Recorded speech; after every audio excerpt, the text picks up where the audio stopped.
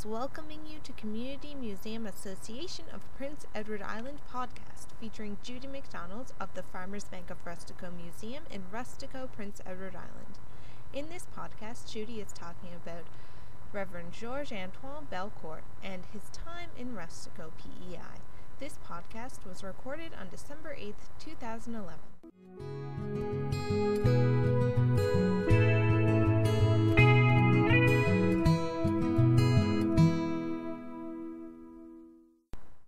How did Belcourt get this position? Well, through the appointment of the diocese. Okay.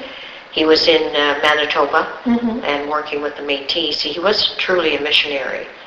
And that's why he had he was very socially minded, I think. I think he understood that, if you look after the practical things in your parishioners' lives, that perhaps the spiritual will take care of itself, I think, in a way. He actually got in trouble, paying more attention to the practical things than the spiritual things. They thought he was overstepping his bounds. That's the folklore, anyway. And that's why he was recalled from Rustico.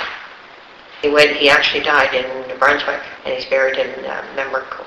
He bought a farm in New Brunswick. Yeah, so he was only here a total of 10 years. And in those 10 years, what were the major accomplishments that he did for them? Oh, many accomplishments. I mean, one of the first things, I think, when he sort of did an evaluation of the community, and he saw that there was poverty, the people were really destitute. They were illiterate. They didn't have schooling, and they didn't know how to read and write, and education is power. And then one of the first things he did was establish, the other thing I should mention is, too, that there was a lot of alcoholism because of the poverty and despair. Alcoholism went with it. Yeah. And he started the Catholic Institute of Rustico, Institut Catholique de Rustico. One of the things that you had to do if you joined up was to become temperate. You were not allowed to drink. You had to take a pledge of not to drink alcohol. That was the first requirement.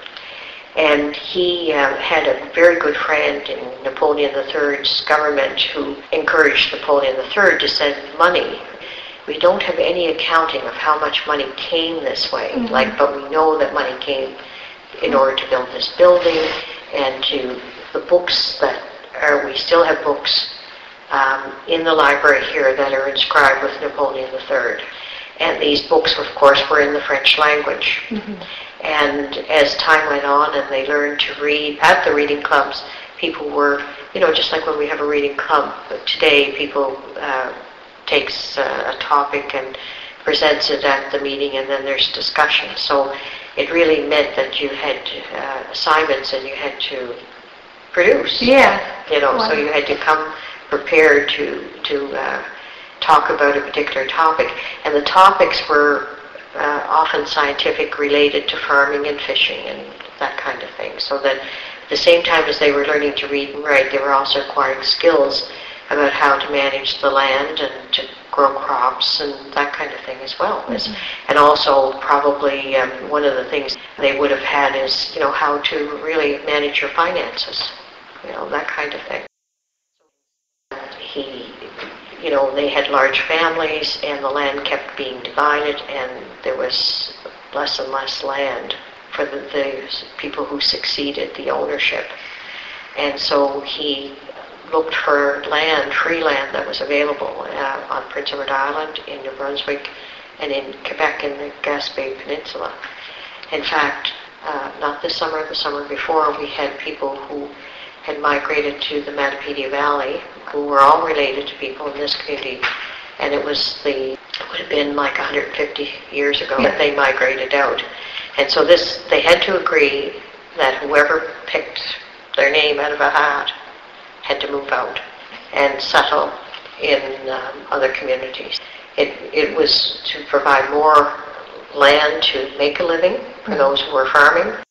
But the thing that we do say is that definitely those that remained were better off, and those that left were potentially had an opportunity to make a better living by owning a larger piece of land.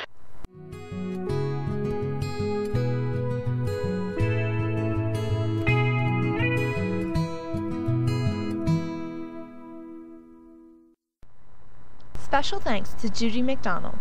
This is your host, Amy Wells, thanking you for listening.